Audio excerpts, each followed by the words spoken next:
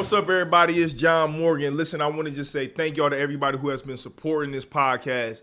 I cannot grow this without the support of the community who allows me to grow. So thank y'all to everybody who's been supporting, everybody who's been sharing it, everybody who is a subscriber on YouTube, everybody who has purchased merch from me, everybody who just tells somebody, you know, through telling somebody in conversation, who shared these podcasts in your group text.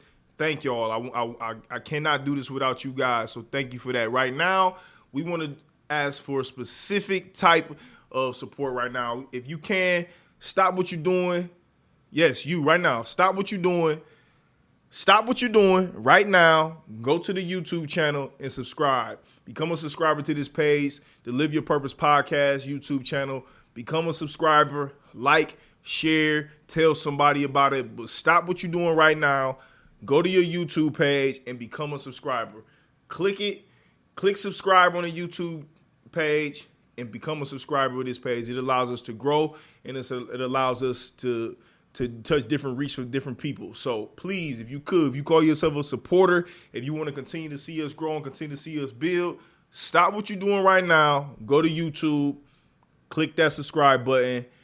Like, thumbs up, all of that. Please, right now, Live Your Purpose Podcast. Peace.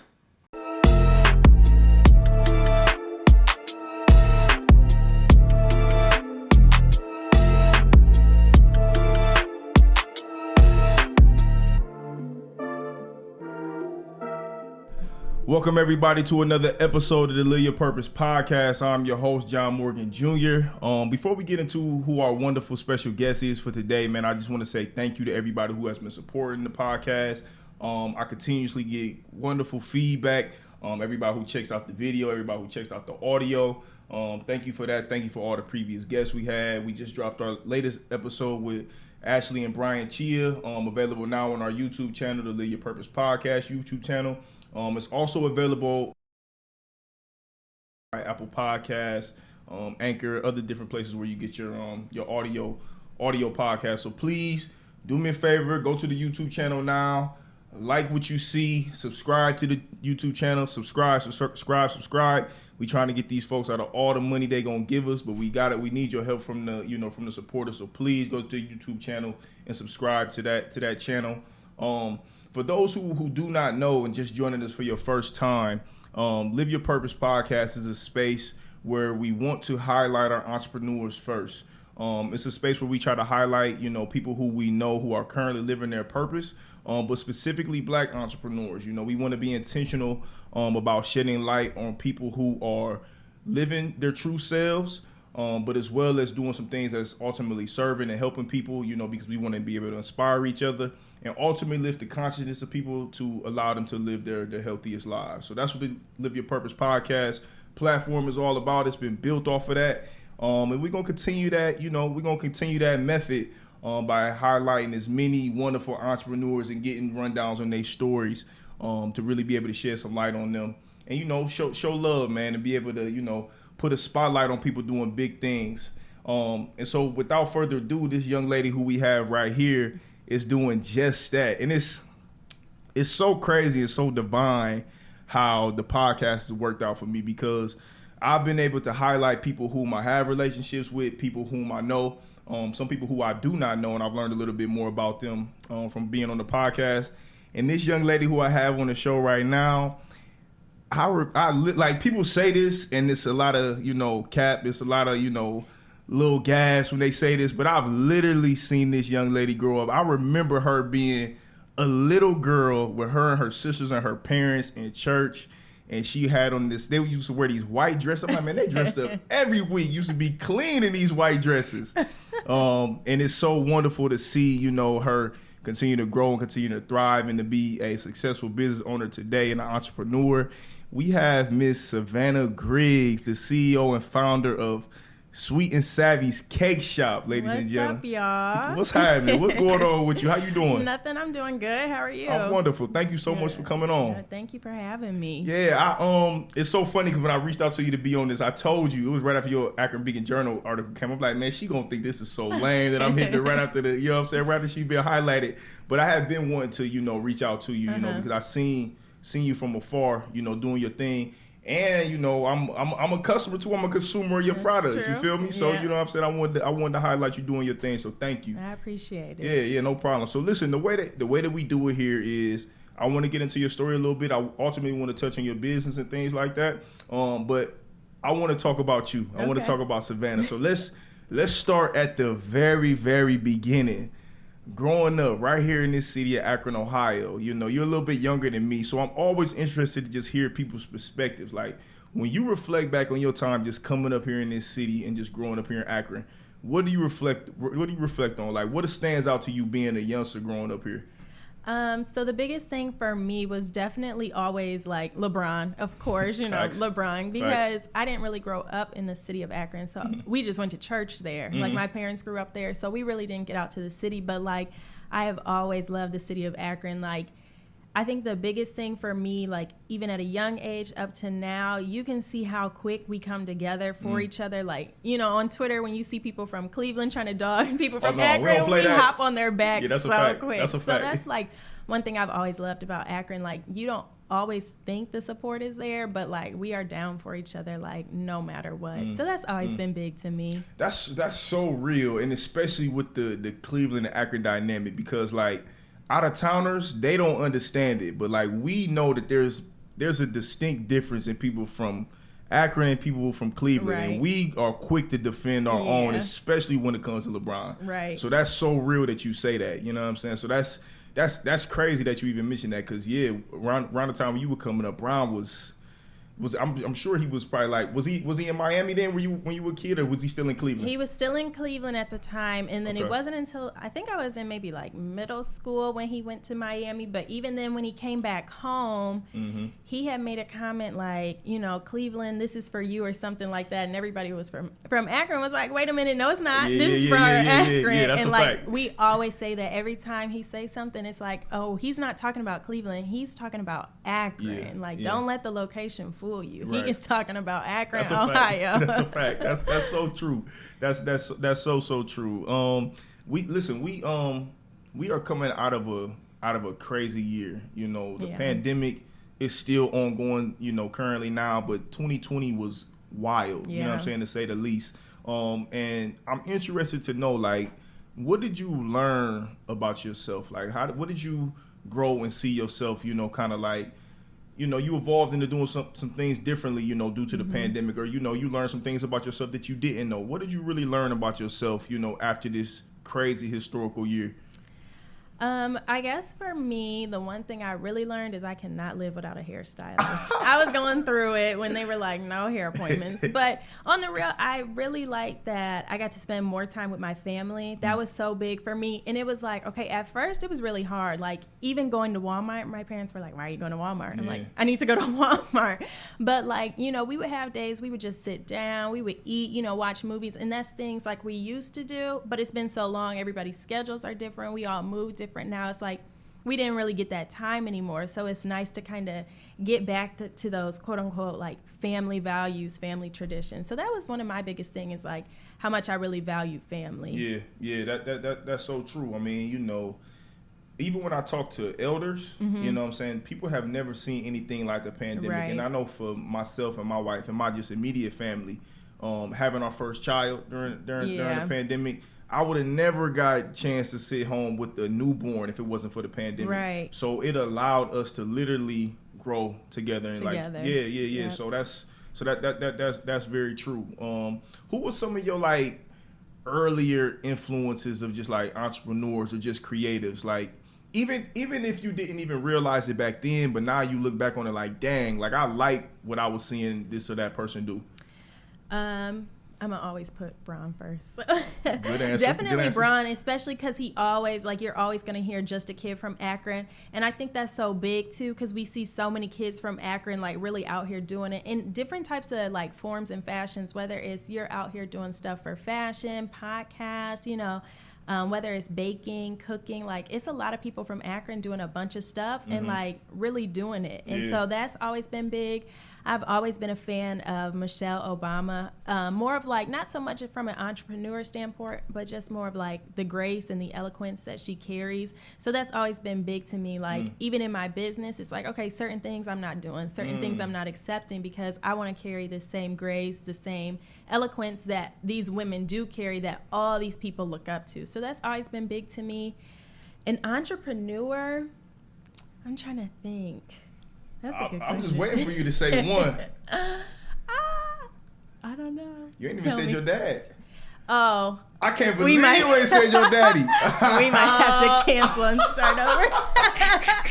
No, that's good. Okay, I think I was thinking more of like women. Okay, it's either or. So that was my thing. But definitely my dad, just because he's really like truly done it all. He's gone from corporate to construction to, working for himself. And it's just like amazing to see. Even now, like he's trying to get out of construction and kind of do some other things. But I mean, he really is like top tier. I truly recommend him to anybody, any chance I can. One of the, again, like I told you before we started, I did a little bit of research on you, and one of the things that I, that I learned about you in doing this research is that, that I was told is that Savannah has always been prepared. You know what I'm saying? Yeah. You've always been prepared for the worst, no matter what. You've always, like I heard you used to carry around this first aid kit. Oh my God, who told you that? I told you I do my research. I'm doing my dirt digging. I gotta be prepared when I do my job. You feel me?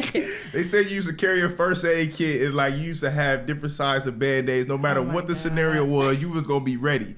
If it was a scrape, it was a big cut, Savannah was going to hold it down no matter what. That's true. So honestly, okay, so that story came from when I was a cheerleader, and I was a cheerleader for so long, we had a teammate, and she got stung by a bee, and she was allergic to bees, and nobody had anything to help her, and her mom wasn't at the game, so we didn't have her EpiPen. I went into panic mode. I'm like, oh my God. And literally after that, anything you ever need, I always had it. Well, I could have got bad. And I was like traumatized. I may have been like 7 or 8, but like I used to have Band-Aids. I would have peroxide. They would be like, "Why is your bag so heavy?" And I'd be like, "Because I got my first aid kit."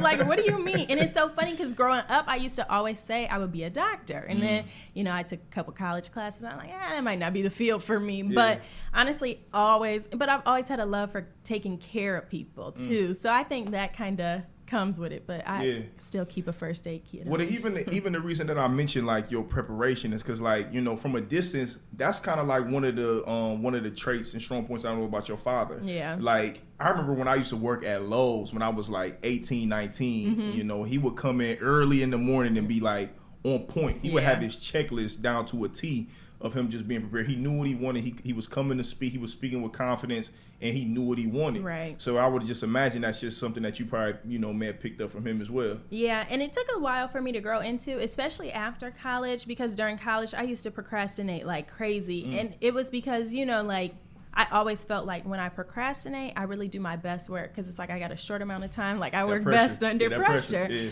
And then when I started working for myself, I was like, okay, that might have worked for school, but that's not going to work for me putting together people's orders and serving people in a different manner. So I really had to flip that switch. And I mean, it's really helped because even like little lifestyle changes where sometimes I used to not get up until maybe like 10 or 11, just be lazy. Now it's like, okay, if I'm not up by 7:30, 8 o'clock, I feel like my entire day is gone. And I feel like I just get so much more done. And it's like, then I don't feel like, okay, I'm just rushing, trying to get everything done. It's like I have a plan, like I have a day set of like, what goals do I need to accomplish? What can I get done today that's going to help me for tomorrow? So that's super big for me. And I always tell people, and like, especially in the baking business, you always hear people say, what's this thing? I think it's like poor preparation or proper preparation prevents poor performance. Something like that. Yeah. But no, you on point. That's like a really big thing in like the community I'm in. So. Yeah,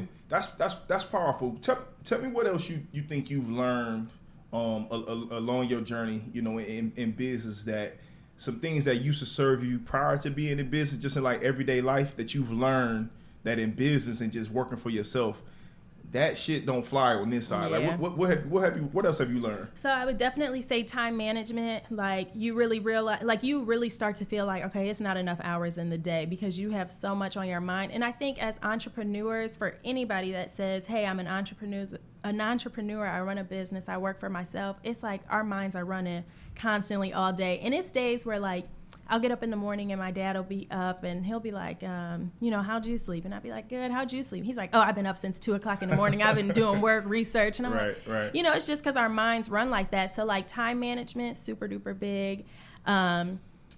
I think the other things that have become super duper big to me is just like quality of work. Obviously, because now I'm presenting something that's visible to the eye. So it definitely has to have that quality effect. Where before, and I always compare back to college where like I could turn in a subpar paper and be like, okay, well, I know I'm going to get a B or a C on it, but that's not going to be that bad. But it's like now I don't have the option of compromising the quality of my work. So definitely time management and quality of work, and just really everything I do, I feel like I have to be great at. Now, I know you can't be great at everything, but, if I got to mop the kitchen, I'm going to mop that kitchen like, I'm the best janitor in the world. Like, I really just put my best foot forward in any instance that I'm in. Yeah, standard of excellence is what it sounds like. Right. Yeah, that's powerful. And the reason that, I asked that is because one thing that I've learned just personally in entrepreneurship is just that, like, you're always learning something new. Right. It's literally constant self-reflection. And,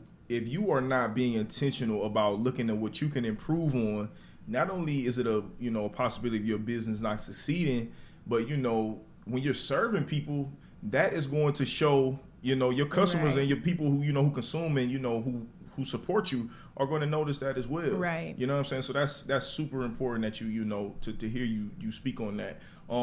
Talk a little bit. You mentioned this a little bit about being a cheerleader for so long, and I read in your Akron Beacon Journal article. That's kind of where you kind of like accidentally fell into baking. Right. Talk to me a little bit about that experience and just how like the baking thing kind of like break that down. Like how did that even come about? So basically, when we were cheerleaders, we used to have football players and basketball players. I remember I was one of those players that would get the treat. I would look forward to them treats, man. What? And so that's the thing. We would have to get them treats, and everybody would have like 3-4 players. Well, I live up the street from a bakery. So I would go up to the street, get a couple of like their treats, put a little baggie together. And it was all well and fine, but then, it wasn't on my charge. Like, so my mom was like, you're spending a little too much money on these players. Right. And I mean, we cheer football and basketball. So that was August through May of buying something every week. So my mom's like, that's not going to work. Like, you're going to have to figure something out. So from there, Mariah actually makes great brownies. Okay. So I used to pay Mariah to make brownies for me so I could give to my players. Okay. So it started like that. And then I would go to Acme, get the little sugar cookies, and bake those. Well, they, would love those. And they'd be like, can you make this? Can you make that? And that's really where it has started. They would just ask me to make stuff. And I mean, at that time, it was mostly just all box mix, all, anything out the freezer, whatever. And you make it and it's fine. Yeah. So once I got out of high school, I really had stopped baking. Like if I saw something on a website or anything like that, I would make it. But it really just wasn't something that had interested me. So I was going to school and just really had no idea what I wanted to do with school. I kind of switched my major, was still trying to figure out who I was, what I wanted to be, and like nothing clicked for me in college. So at that point, I had decided to take some time off school. I took a semester off. And that semester I was working, I don't know where I was working. Oh, I was actually working on campus. So I was working on campus and I was like a work study job. Well, when you're a work study, you have to actually go to school. So they were like, you can't work here anymore. So I was like, okay, whatever, I'll figure it out. So that would have been in December that, when I stopped working. So in February, I was just like, I'm going to make some chocolate covered strawberries for Valentine's Day, just see how it is. So I had ended up going back to school. Well, when I was in school and Valentine's Day had came up, people, I had posted about it. I mean, I had never made chocolate-covered strawberries before. I just see what I see and, remake it. I had so many orders that I had to take like 4 days off of school. And like at college, you don't get to go to each class every day. So I was like really going out on a limb. Right. But it would worked out so great because literally orders had not stopped. So February, my mom had took like 2 days off of work. I had my sister come home from work helping telling me, like, it was really like a whole family business. I was telling like, it was notes on the refrigerator. Do not open this refrigerator. Don't touch, like, eat out for the week. So it was great. And then after that, I was like, okay, like, that was nice, but you can't do chocolate covered strawberries year round. And a friend, I think a couple months after, she had just kind of reached out, like, could you make my mom a cake? And I was like, I've, like, never made cakes before. She's like, oh, you're fine, just make it. So I made it. She's like, this is the best cake I've ever had in my life. Like, it looks so good. And I was like, oh my God, I can't believe anybody would spend money on this. Right. So from there, I had just decided, like, okay, like, I'll just try it, see what I can do. So I really had kind of worked the whole cupcake thing. I was trying new flavors, just seeing what people liked and stuff like that. And that worked. And then it was just like, somebody had asked me to make them a cake, and literally it just kept going from there. It was like, can you make me a cake? Can you make me cupcakes? And so, honestly, have not stopped since almost like 2017, I think. That's so dope. At any point before that, did you ever see yourself working for yourself? Not at all. Really? Not at all, because at that point, I still had that mentality of procrastination. So that was the biggest thing. I needed all this help at the time because I was waiting to the last minute. I would grocery shop the day before. So I was still procrastinating. And then I was still in that young mind of like, I really don't want to work for myself, but I don't want to work because I want to enjoy the college lifestyle. I want to hang out with my friends. I want to do XYZ, travel, move out, all that stuff. So it really wasn't until I kind of sat down, started really looking at the numbers of what I made like in a year by myself. And I'm like, like this is probably going to be it for me. Because there's nothing else like, as far as going to school, that I really see for myself. So that's really kind of when I had made the decision. So, all right. So when you finally do decide to say, all right, I'm not returning back to school, I'm not going to school, like what was it outside of, or was it just the business and the, maybe the future that you seen for your business? Like, what was it that just deterred you to say, okay, I'm not doing this no more, I'm going full-fledged into my business, supporting my dreams? Like, what was that? Like, what happened in the midst of that? So for me, I really wasn't committed to school, like, at all. I had great professors. I love learning, but just the way it was set up, it really wasn't like the style that worked best for me as far as learning purposes.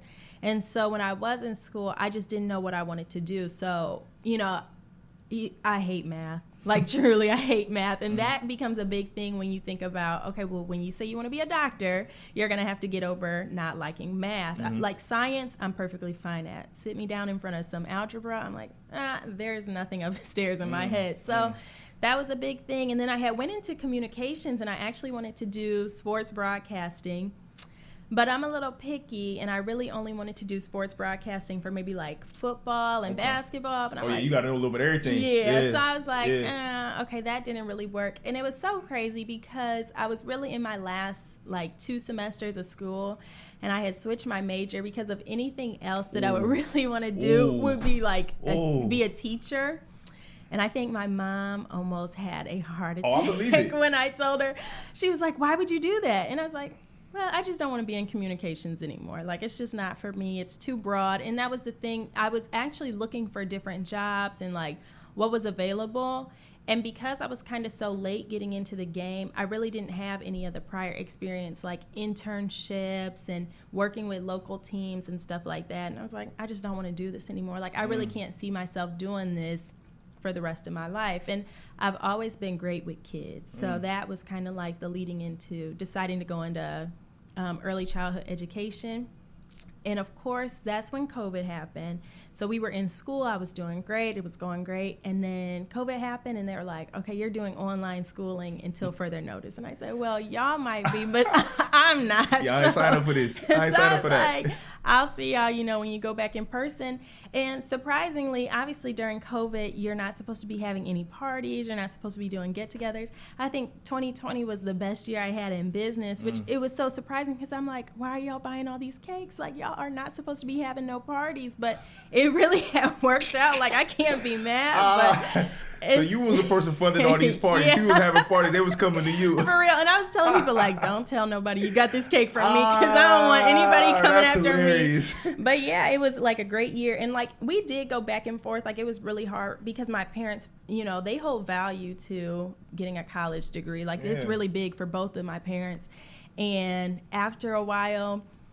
just seeing how like the progression of my work came, you know, how many orders I was taking, how late I was staying up at night, how early I'm getting up. My dad was kind of like, I'm okay if you don't go back to school. And my mom was kind of like, yeah, if you don't go back to school, but you keep this up, then I don't have any issue with that. So it really worked out, because for a while it really was hard, because my mom, she kept asking me like, did you sign up for classes? And I was like, I'm gonna do it next week. She'd be like, did you sign up for classes? I'm like, I'm gonna do it next week. And when I told my dad, that was a whole nother story, because he's like, well, why wouldn't you be going to school? But when they actually see me working, then it's like, you know, that's not for her. And it took a while for them to understand that, but they do now. So that's a good thing for me. So you just said a whole lot that I don't want to skip over. Number one, one of the first things that stood out to me is that, like, for you to be intentional about facing the fear and saying, listen, I just don't want to do this no more. Yeah. That is huge. Like, speaking from my own experience,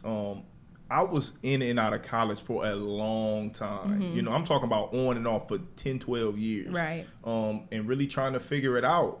And when you don't know what it is you're trying to do, but you don't have the support of somebody telling you that it's okay or you have time to figure it out, man, speaking for myself, I just stayed in school. Mm-hmm. You know what I'm saying? And I would imagine that a lot of other people are in that same boat. But for you to say, all right, I'm not doing it, but you also had the support of your family and your parents specifically, who's saying, like, listen, even though we may not understand it, we see what you're doing over here. Right. So it's okay, and we're going to continue to support you. That's super, super powerful. You know what I'm saying? That's not anything that's like, you know, that's big. And I think that's so big too, because a lot of kids struggle with that, because in high school, you know, middle school, high school, all you're taught is once you get out of high school, you go to college for 4 years. Yep. Once you get out of college, you get a job. Yep. But that's really not how it works, because you don't factor in the things of, okay, for the people that can't afford to go to college, now what do I do? Right. Or I have to only go to school part-time. Like, I have plenty of friends who are like, you know, during my summers, I work 3 full-time jobs. I work a part-time job. I do this on the side, because when school starts, I can't work because I got to focus on my grades, but I'm paying for school out of pocket because I don't apply for all these loans. That's a fact. And so I always like talk to my mom, like, it's so big, and I think it's something that needs to be talked about in high school, is that it's okay to take a year off. Mm-hmm. It would be better to take a year off, because now, like, and honestly for me now, I'm looking at it like, okay, I spent 4 years in college. I don't have a college degree, but I'm in debt $46,000. Like, that's really big. And that's another thing you have to look at when you talk about running a business. Yes. Because where you might have $2,000 worth of credit card debt plus a car note. You got that debt over here. It says you're in $58,000 worth of debt. And that's something you always have to look at too. And it's like, you know, those are the things you need to talk about to kids in school. Like, don't force kids. Like, to me, I always say this: if you want to go to school and you know exactly what you want to do and you know the outcome of once you get that degree, do it. Like, don't let anybody stop you. But if you're not sure, and even when you feel like, okay, I'm not really sure, that's when you should take the time off. Because people, like, I think the bad thing is people put this idea in your mind, like, if you take a year off of school, you're going to start working and you'll be working for the rest of your life. You might have did that, but that's not going to be for me, because during this time off, you know, I'll get to find things out. I'll work different jobs. I'll get to travel a little bit. I'll get to stay home, really learn something about me, figure out what it is I want to do, figure out my purpose, and then I can go from there. So that's something that's really, really big for me. How many people gave you pushback for thinking like that? Everybody. Yeah.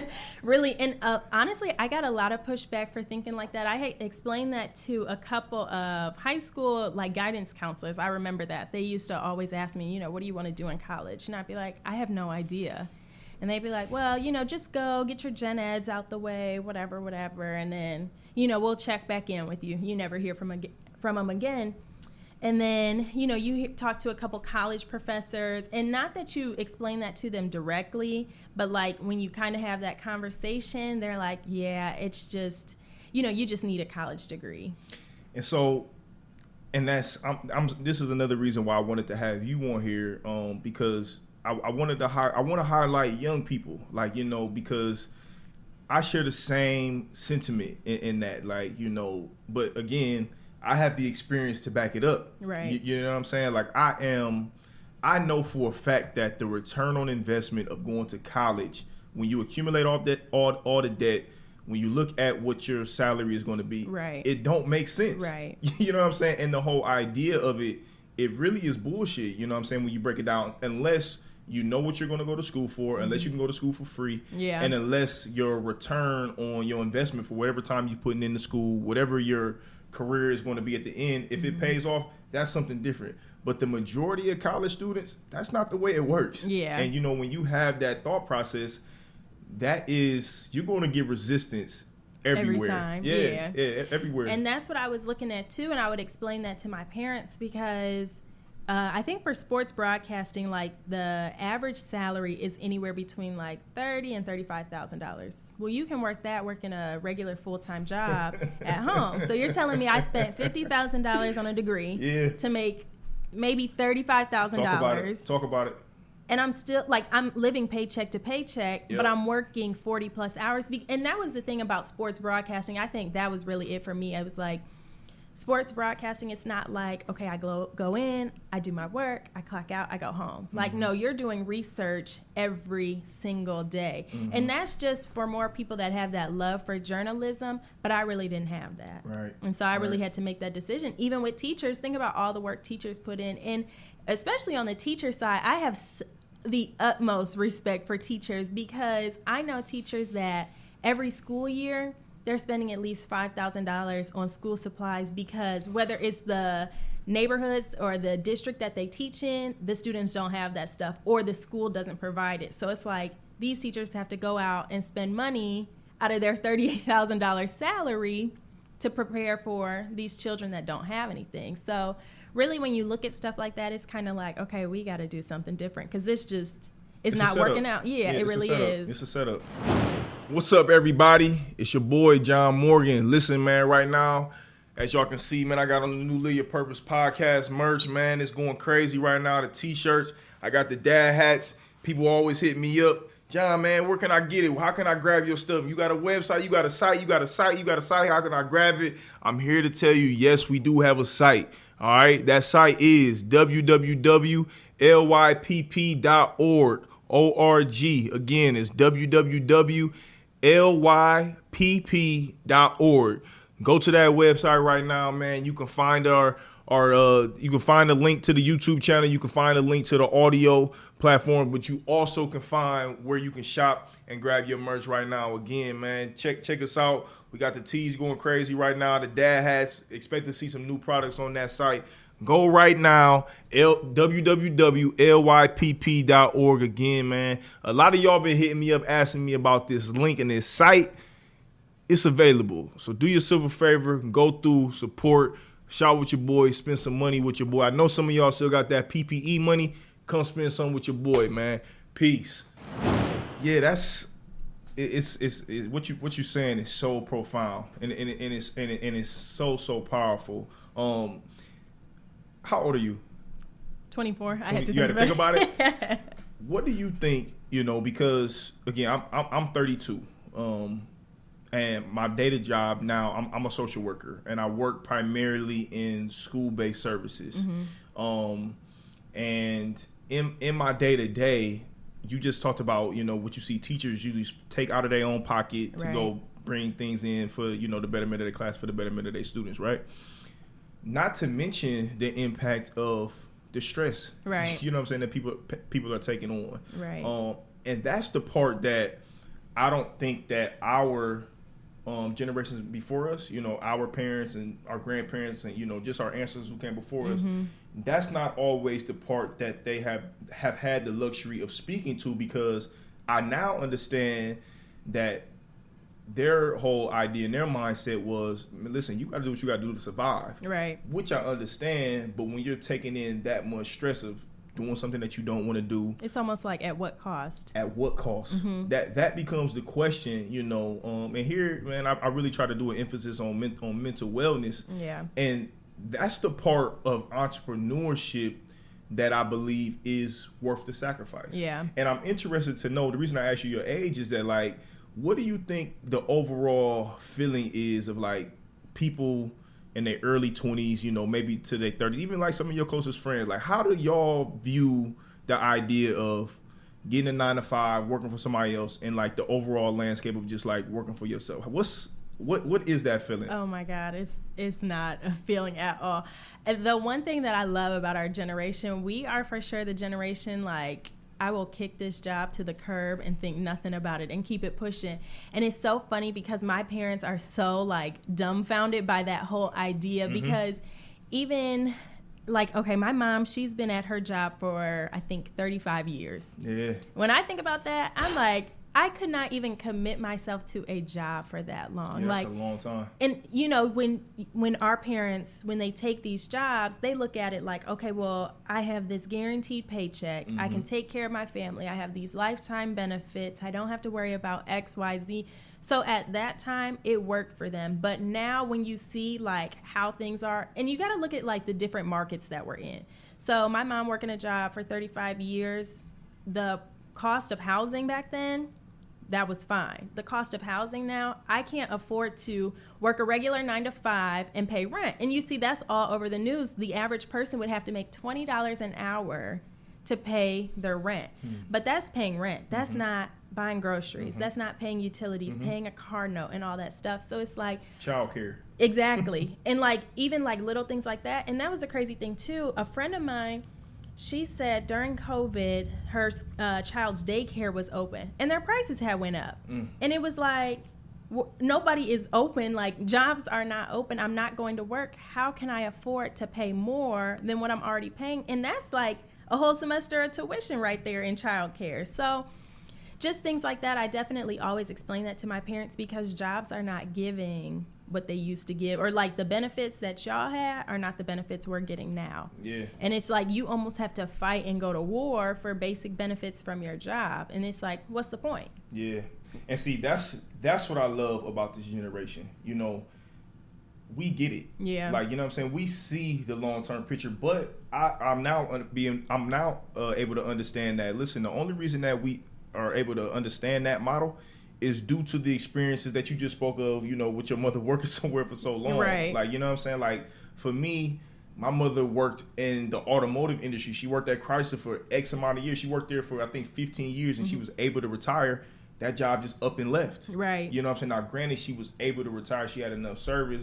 But once that job upped and left, she was left to just figure it out. Yeah. You know what I'm saying? And that's just not conducive to being able to live a healthy lifestyle. And that's the thing too. You see a lot of people talk about how they put their 2 weeks in at a job, and the job is like, oh, you don't have to stay 2 weeks. You can go. You can just go and slide. But it's like, you know, I'm giving you the common courtesy to say, hey, here's 2 weeks to find somebody else. And jobs don't say, hey, you have 2 weeks left on this job. You know, that'll be plenty of time for you to find another job, figure stuff out. A job will let you go in no time. So I think to me, it just feels like it's more of like a respect thing for yourself. Like I respect myself to a certain extent that I'm not going to let a job treat me anyway or just, you know, give me the bare minimum simply for the fact of like you write a check for me every 2 weeks. That's right. You know? That's right. And the crazy thing that I love too about our generation is just like how smart we really start to play things. So it's a lot of entrepreneurs that I know that work, you know, a part-time or a full-time 9-to-5, real easy job, nothing like strenuous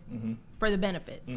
But they're entrepreneurs and they're making X amount of dollars for themselves, but you're getting benefits. So that's one less thing you have to worry about. So it really comes down to if you know how to play it right, then it works. So I'm not saying jobs are bad. Like obviously we need jobs. Obviously people have to go to work, but just certain things, you know, we're just not going for anymore. And listen, my model, the way that I look at it is that like I believe that there's value in both sides, but I ultimately believe that the goal should be to invest in yourself to be able to buy some of your time back in order to really achieve freedom. Right. You know, because that's what we really essentially talking about. And when you're talking about black entrepreneurs, when you're talking about black people in general, we're talking about going to get freedom. Right. You know what I'm saying? And one of the only ways you can do that is when you become a producer.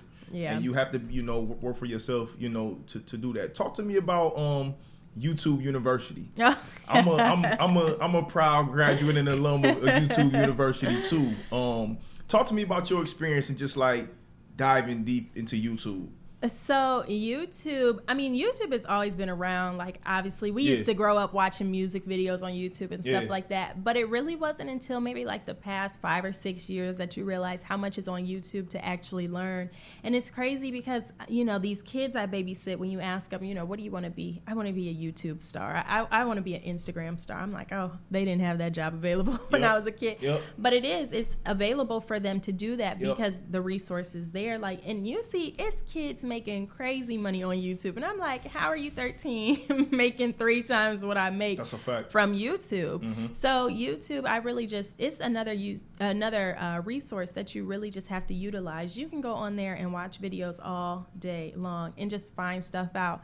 And to me, like, the whole YouTube university, it comes down to how you value your time. So am I going to sit for an hour and a half scrolling through Instagram, or can I sit for an hour and a half watching YouTube videos on maybe how to design a different cake, how to learn this structure, or different business models? You can learn so much. You can learn how to fix a car and save yourself some money. Now, I don't recommend it. I'm probably not going to do it because I don't want my car to fall apart on the expressway. But it's so much you can learn. And I mean, when you're in school, they tell you check your references. When you go to Wikipedia, read the references at the bottom. That's exactly what YouTube is. You watch one video, you take your notes, you figure it out. You watch another video, watch your video, take the notes, figure it out.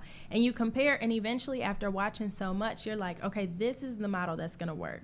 Like, I figured this out. And it's just another formula, really. Man, I am a YouTube addict. I love YouTube. And what you just said about the kids who say, like, I want to be a YouTuber, it's so real. I can remember even hearing that, working with kids 5-6 years ago and trying to deter them from that. Like, still having the mindset of, that may not always, pan out. You know, that's not a realistic goal type of thing to have.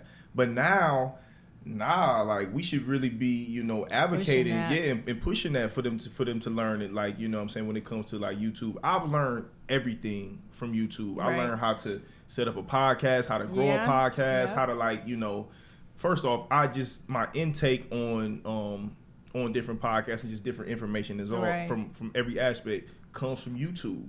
I am a proud alum of YouTube University. And then it's like, now we have TikTok, so it kind of caters to kids who have that short attention span. It's like, okay, TikTok might be 15-second video. Okay, you watch everything real quick, but all you have to do is keep watching it. And especially last year, you saw all them kids doing them dances. I'm like, Lord Jesus, if these kids don't sit down somewhere. But literally, that's all it is they're watching this stuff over and over again. They learn it, and then they go back out and do it. So it's like that benefit is there, because even if you say, like, and for the most part, I'll say I haven't really seen anything crazy on TikTok that would be, bad for kids to be watching. Now, it's the internet, so I don't put it past anybody. But a lot of the things you see kids doing is for their benefit or for anything. Like, you see a lot of kids, I've seen so many kids doing stuff like, I learned how to build a garden. I learned how to build this. Like, I'm 8-9 years old. I'm learning how to build. So that's a trade. I'm learning how to plant. That's a trade. I'm learning how to cook at 8 years old. And it's like, all those opportunities are there for them now. And that doesn't deter them away from school, but it kind of gets them in the mindset and gets them thinking, like, okay, if school didn't work out for me, what am I good at that I could make work for me? And you can say, okay, well, I know how to cook. I've been cooking since I was 8 years old. Maybe cooking is my thing. So it just kind of gives kids a little bit more freedom to decide what's going to work best for them and what path they want to go down. Yeah, that's powerful. I hope y'all listening. She giving y'all a lot of game. Free game. Don't let this game go over y'all head, man. She's dropping a lot of jewels on y'all right now, man. It's a lot of value, that she's adding right now. What do you personally get out of baking? Like, business aside, but like, what do you like, the passion inside of it? Like, what does your love come through, within baking and providing this service? Definitely serving people. I've never in my life wanted to be like work in a restaurant or be a bartender or anything like that. But I think for me, it's more of like creating something and using my creative mind, and then just seeing people's excitement, or like, when they text you like, oh my God, this was so good. And that is like the biggest thing for me, because at first it just used to kind of be like a stress relief. Like, I'll just bake something because it's just something to do. It's not really work. Like, it's just fun for me. And so it kind of became like less fun and more of like stress relief. And so I was like, I would bake something. I was mad, I would bake something. And it's funny because you always say like, don't cook when you're mad, don't bake when you're mad, because people can taste it. Like, I want my stuff made with love. And I remember one time I was mad about something, and I cooked something, and my mom's like, usually when you make this, it's pretty good. Like, it must be something going on with you because it's not good. And I was like, okay, you're right. Like, your mama called you out.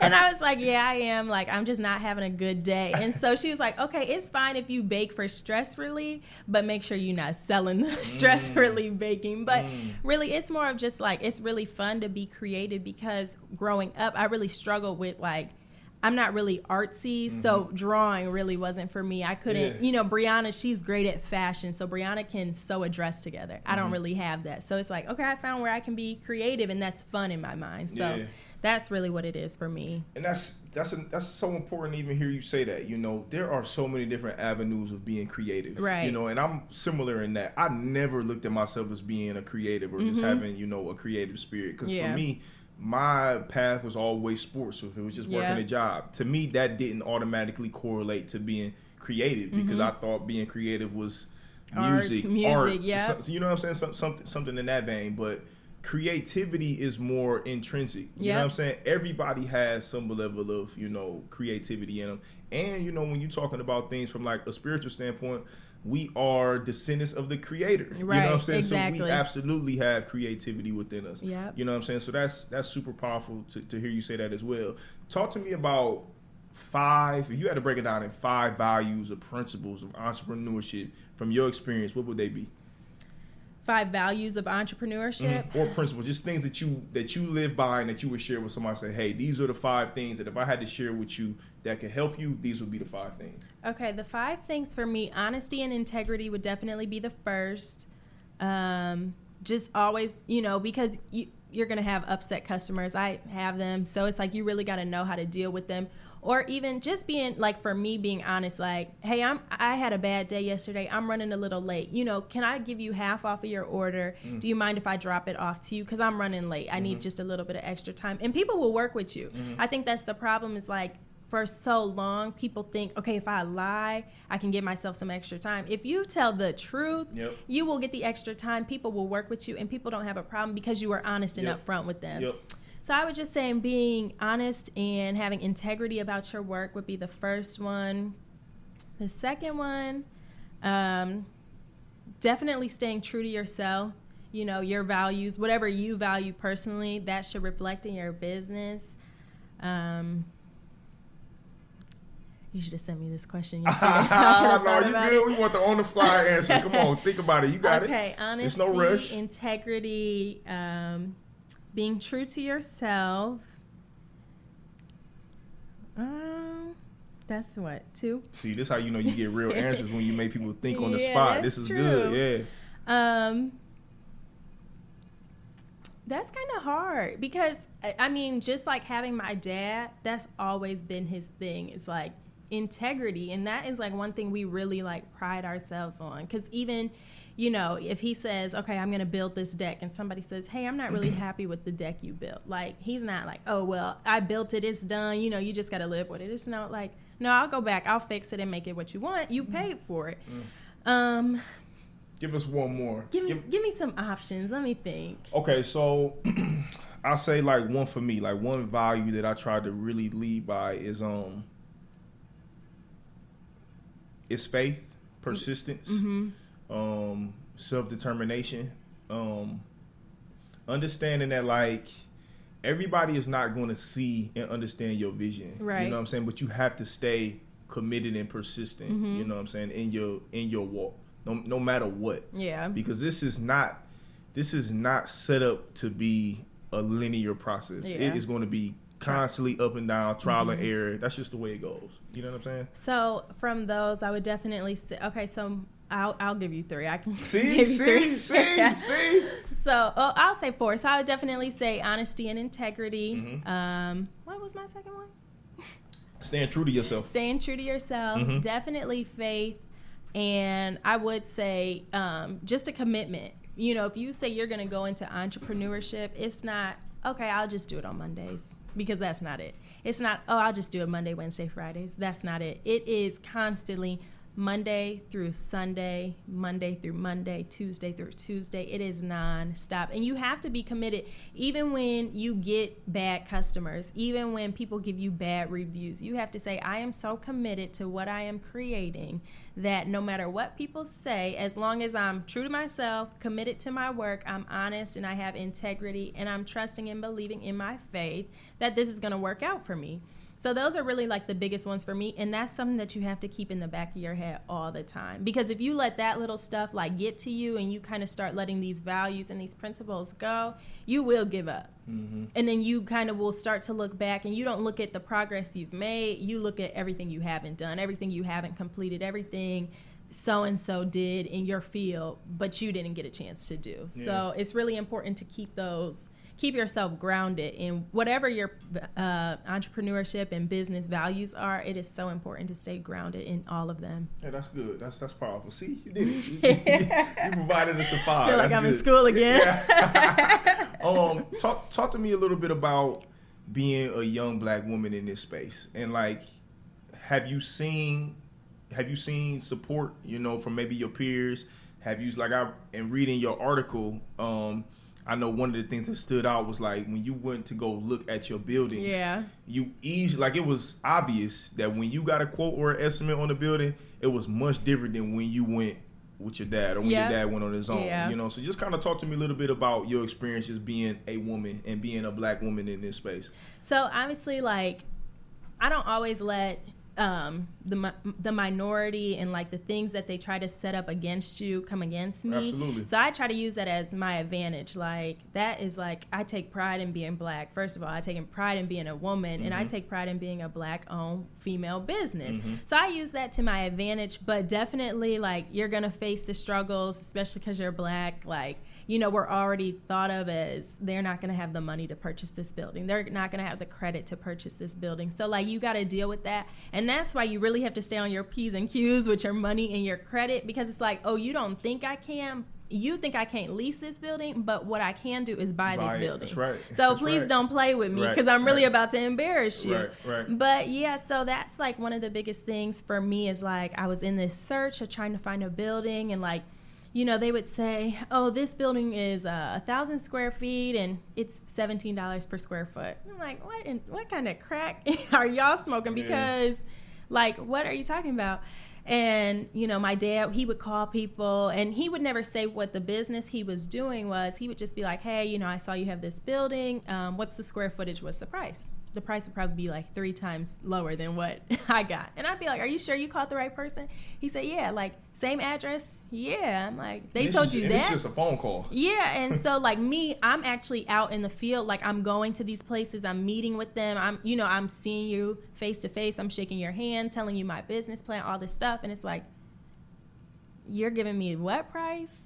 And so it was funny because I was like, okay, I'm going to have one of my white guy friends call and see. But then I was like, no, it's not even worth it, because if this is the price they're giving me, God don't want me there. So I'm going to just leave it there and I'm going to be done with it, because whatever building is there, God has that for somebody completely different. So I'm going to leave that right there for them. Wherever my building is that God has me at, I'll be there and be done with it. And so once you kind of get past that, it's kind of like smooth sailing. Like, people tell you no, keep it pushing. You'll get 1,000 no's before you get one yes, and you just have to not let it get you down. And I mean, obviously, like, we're human, we have feelings, we have emotions. You're gonna get down. There's days where I just be like, I wish I could just cry all day, but it's like, what's the point? It's only gonna slow me down more, so I might as well keep going. Yeah. What's a weakness or just an area of improvement, personally and professionally, just in business-wise, that you want to continue to grow in? So what a lot of people don't know about me is I actually am a little bit shy.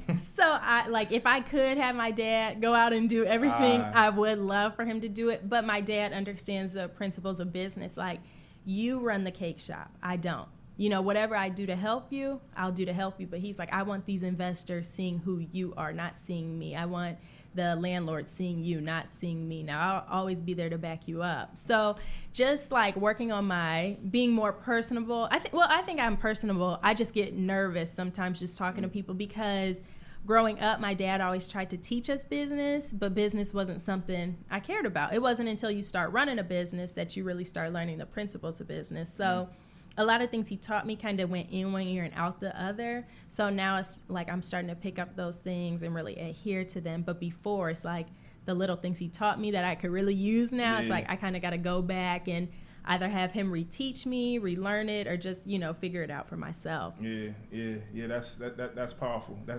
And the reason I asked that is because, again, like I mentioned earlier, in my experience, this is all about being self-reflective. Yeah. And my journey into, becoming an entrepreneur and becoming a business owner, it started with being self-reflective first. Like it started with trying to heal, and be internal about my own life and what was going on. And that just led me to business. And now I'm seeing that, this is constant. Just like, what can I fix? What can I do better? What can I work on? What can I improve on to, impact my business, to impact who I'm serving? Right. You know what I'm saying? Because it's business, we want to make money, but at the same time, we doing this to impact people's lives. And I think that's the big thing for me with your podcast too, is like how, it might have only been 3-4 years ago when we kind of started like thinking, okay, therapy might not be bad for Black people.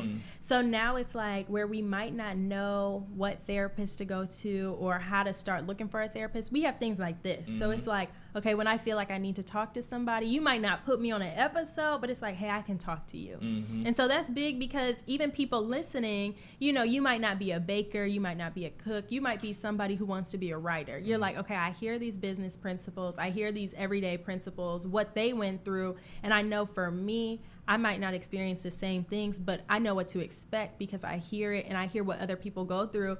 And that's big too, because it's like, sometimes people are really afraid to admit their struggles and the troubles they have. But it's like when you admit them, you can help yourself and you help other people and other people can help you. Yeah. And that's been so big for me, like in the past year or so. I've always been like, I don't want anybody to know anything about like what the business finances look like. And not saying they're bad or anything like that, but in the areas I need help in, I don't want anybody to know about them.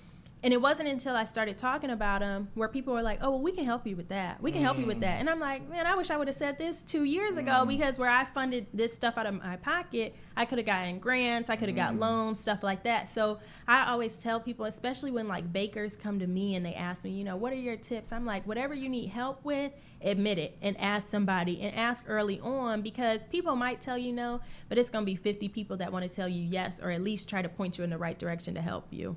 That's a fact. You can't heal what you don't reveal. Yeah.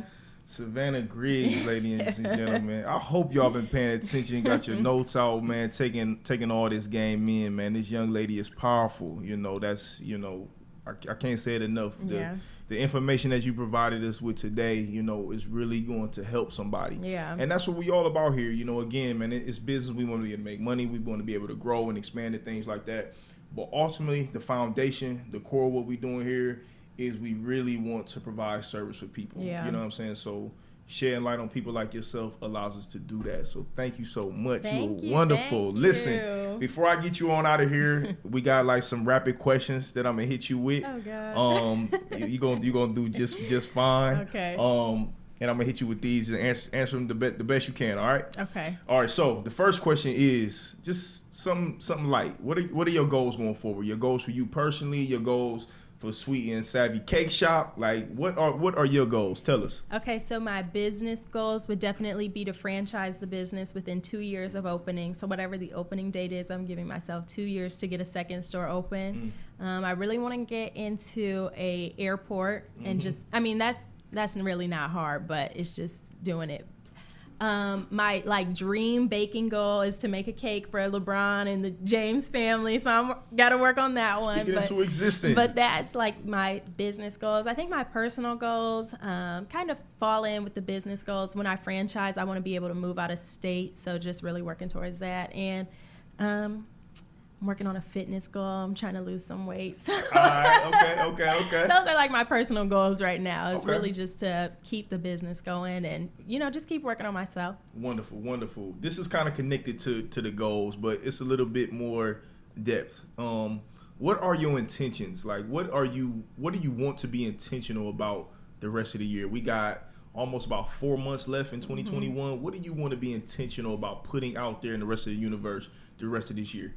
I really just want to be intentional about, that's a good question. Yeah, think about it. Don't rush.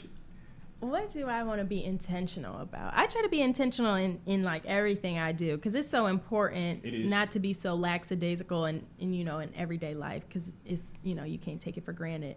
I really just want to be intentional and just in everything in my business. And I mean, I am now, but like whatever it takes for my business, I'm like, I will put it. And like for me, my business feels like when you had your baby, it's like, okay, I will do anything to protect this baby. Like, don't come near him, stuff like that. That's how it feels for me. I don't have a child, but this is my child at this point, So that's really my biggest thing, is just being intentional about the quality of work I do. And that's just really it for me. Okay, that's good. What is your purpose, and how is that connected to what you're doing today?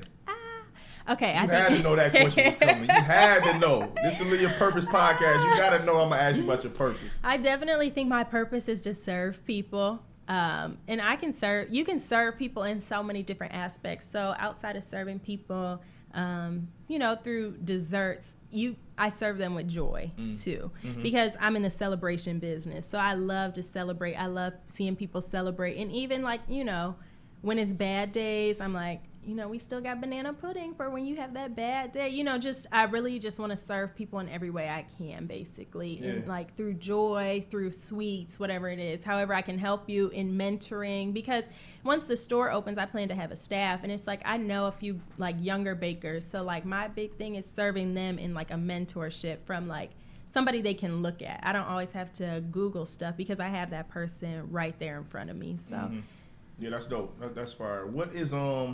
What's something about you that people will be surprised to know? I heard something too, but I'm gonna let you answer first, and then I'm gonna say it. Go ahead. I don't know. You go first. I'll piggyback off of what you say. I heard that you are a great singer. Oh my God, that's a lie. No.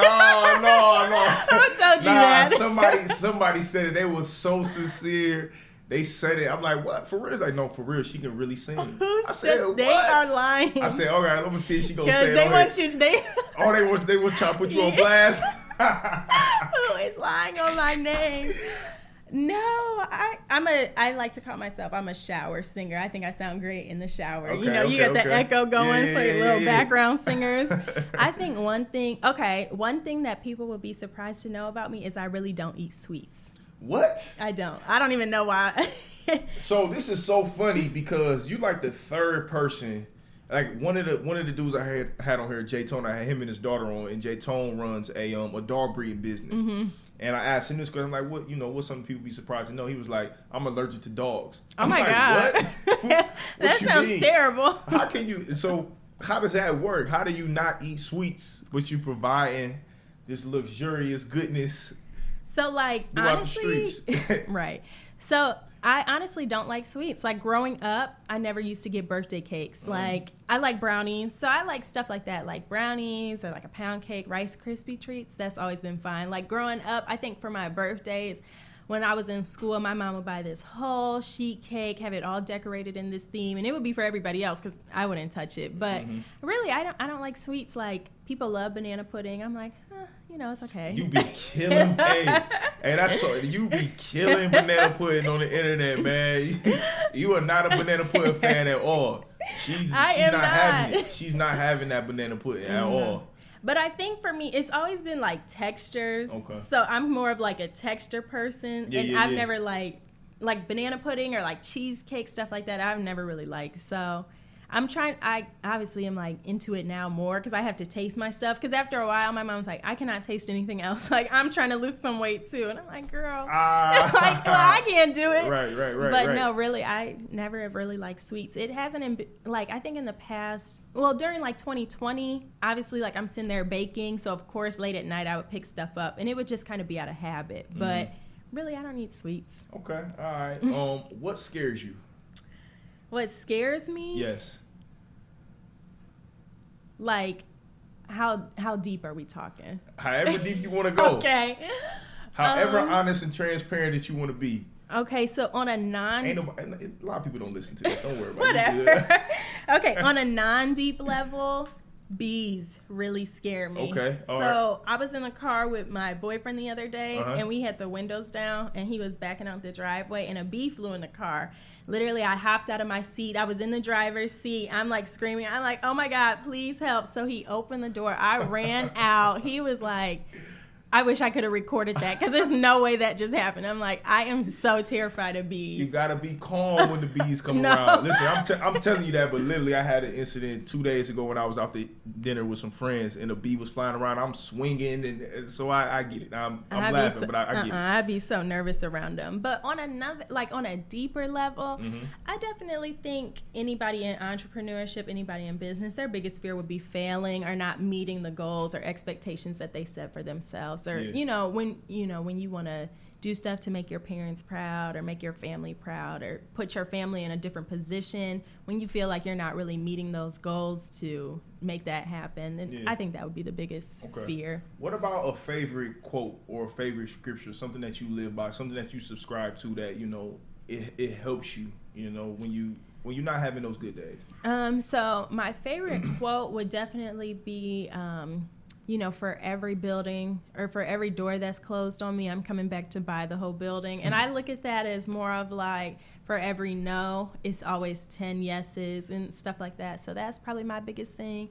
I don't think I have a favorite scripture, but I would definitely say, like, on a faith-based side, like when I think about how I apply that, it's just truly like trusting God and trusting his timing, because everything I tried to do in my time, it's like I've been humbled by it so quickly. But I'm like, when I just say, okay, God, whatever you have planned for me, whatever timeline you have me on, I'll follow it. I'll just continue to do the work until whatever you have for this time comes into play. So I'm like, and you find peace in it after a while. Once you and it's really just, sacrificing and letting go. It's like once you do that, you really find peace in it. But for a long time, I could never find peace with just letting God do his work. Because it's like, it's there. It's going to happen. I'm not worried about that. It's more of like, okay, when. But it's like, he's not bound by time. Yep. So him saying, you don't have to have this done by 22. Because what does 22 mean to him? Yeah. So that's definitely been big for me. Yeah. If you want to hear God laugh, tell him your plans. Okay. That is because he going to write a comic book. Oh, my goodness. Classic comedy, tier 1 comedy. What's the best advice that you've received? The best advice I received, so plain and simple. Be humble, and like recently on Twitter, this one tweet keeps circling back around. It always says, never say that could never be me, because real quickly, you'll see it could be you. Yeah, that's real. So that's definitely been one of my biggest things. Like, I really try to be intentional on the things I say and the things I don't say. Like, I'm real picky about the things I say about people too, because I think everybody has their own struggles that we don't know that they're dealing with. So like, I don't want to say anything negative or bad about people, because then I'm like, okay, I said something negative about them, it didn't do nothing to them. But what I'm going to have to deal with for that I put out there is going to be worse. So really just be humble. That's the best advice I think you can give. If you could pick up the phone and call your 18-year-old self when you were graduating high school, right before you went to college, what would you tell yourself, knowing what you know today? I would tell myself, don't go to school. First, Facts. Do not go to school. I would definitely say don't go to school. Take some time to work, save money, and travel a little bit. And I would just say start looking into baking. You don't have to start working at it right now, but just start looking at it, do some research on it, and go from there. And kind of learn more about business. Yeah. I would tell myself the same thing, bro. Don't go to school. Don't go to school. Yeah, don't go to school. Forget that debt, man. It ain't worth it. I always tell my mom, like, I can't wait till I have kids. I'm going to be like, you don't have to go to school. I'm not going to force you to go to school now, because for real. But she's like, don't say that. Don't say that. These is facts. These are facts. Yeah. So I'm agreeing with you on that. Sorry, Mom. Sorry. Yeah. Tell everybody, what you got coming up, where they can find you, your social media tags, and all that good stuff. Okay, so you can always find me on Instagram, Sweet and Savvy, 2 V's, 2 Y's, because the girl with the correct name wouldn't give it to me. Oh, what? She lives out in PA and she does nails. I literally was like, I will pay you for this Instagram name. She's like, well, people know me by this. And I'm like, dang. I will send you desserts every week. Like, what do you want? What? Yep, that was like 3 years ago. But you can always find me on Sweet and Savvy Instagram. Same thing for Facebook, Sweet and Savvy. My website is the correct name. So www.sweetandSavvy.shop, not .com. Okay. That was stolen too. People just keep stealing from me. Dang. I hope you got this stuff trademarked. Yeah, Okay. yeah, All right. yeah. Okay. All right. Cool. So it was just domain issues. But all right. Good. I'm not tripping about it. But yeah, you can always find me on social medias. I try to post anything that's upcoming. If I'm in a pop-up shop, a market day, or any sales we're having, try to keep you guys up to date on that. Cool. All right. One last thing. Hold on. I got to hit this button before we do it because I got one last thing. Okay. And this part I meant to tell you before we record it. Oh my gosh. It's not that bad, but I like telling people this up front because I've had some guests be like, bro, I'm not doing that. So I'm gonna tell you, we recording, but you can either object to do it or not to do it. Okay. So one of the things that I do in the podcast is I've had my guests lobby for certain guests come on. Like I had an ex-NFL football player, his name was Arian Foster, come on the show. He was one of the people who I got the idea from doing the podcast from and just being inspired. And he came on. So next, I'm trying to get Charlamagne the Guy to come on the show. Okay. So I'm having all my guests lobby for him. All right. Okay. But I asked people beforehand, like, you sure you cool? Because I had some people like, bro, I don't fuck with him. I'm not doing that. I feel that. So I like to tell people ahead of time. So I apologize about that. That's fine. But yes, so if you wouldn't mind, look in that camera right there and tell Mr. Charlamagne the Guy why he should be a guest on the Live Your Purpose podcast. Okay, Charlamagne, we're not even about to play these games. Okay, you know what it means to start a podcast. You know what it means to be on the radio. So give back, come back, help somebody else, and come give some game on the Live Your Purpose podcast. Bruh, it's only Show right. us how you live your purpose. Okay. Sweet and Savvy said it. I didn't say it. I'm just stamping it. Come on now. Listen, Savannah, this has been wonderful again, man. Thank you. You provided a lot of value, a lot of game. I hope y'all really listen to the information that she says. This is a young woman doing her thing, living her purpose, being true to herself. We want to continue to support her, see her continue to ascend into higher heights. Everything that you have asked for and put out there in the universe, we are sending that, that love and that energy and that light back to you. So we hoping that you receive it. Again, man, thank you for coming. Everybody who continues to support, please do. I'll never take that for granted. I never shy away from, saying, from being grateful for the support that we receive. People do not have to support you. And a lot of people have been supporting. And for the most part, it's been genuine support and genuine love. And I'm grateful for that. I appreciate that. So please continue to do that again. Subscribe to the YouTube channel, the Live Your Purpose podcast. Like the page, subscribe to the page. Go to the website, www.lypp.org if you want to support the merch. It's been going crazy. If you do not want to do the shipping, I get it. I might drop it off. It depends if I know you're not, but it's all good. Just hit me up in the DM and all of that. Live Your Purpose Podcast 1. Again, man, thank you, Savannah. This has been another episode, Live Your Purpose Podcast. We out. Peace.